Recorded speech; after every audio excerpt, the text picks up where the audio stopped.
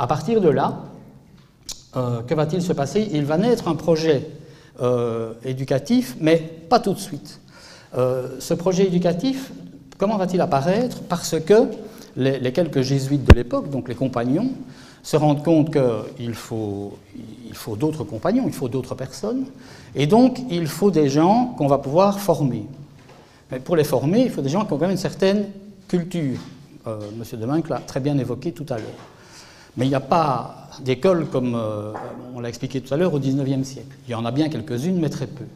Et donc, très vite, le besoin va se faire sentir d'avoir des gens formés. Mais il n'y a pas d'argent.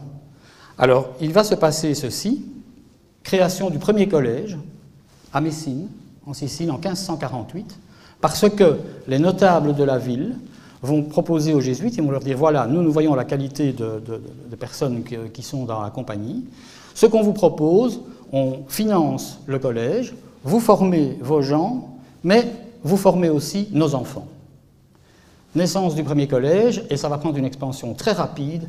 À la mort de saint Ignace en 1556, il aura accepté la création de 40 collèges, à travers l'Europe, bien entendu, essentiellement. C'est ici qu'intervient alors tout un mouvement pédagogique inspiré des exercices spirituels, entre autres, et aussi qui s'appuie sur ce qu'on appelle le modus parisiensis. Je m'explique.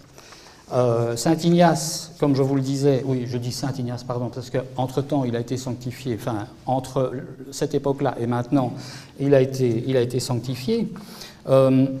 Modus parisiensis, parce qu'il a fait ses études à Paris, entre autres, hein, vous l'avez vu, et il, comment dirais-je, dans ce mode de travail propre à l'Université de Paris, on retrouve certaines caractéristiques que je vous livre parce qu'elles remontent donc à cette époque-là, et qu'en plus, peut-être que ça permet d'éclairer certains clichés qu'on a concernant les collèges jésuites ou leur manière de fonctionner. Qu'est-ce qu'on retrouve dans ce modus parisiensis?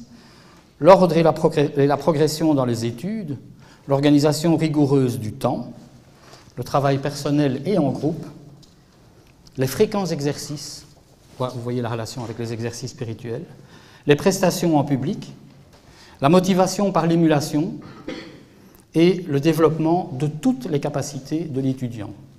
Nous sommes donc au XVIe siècle.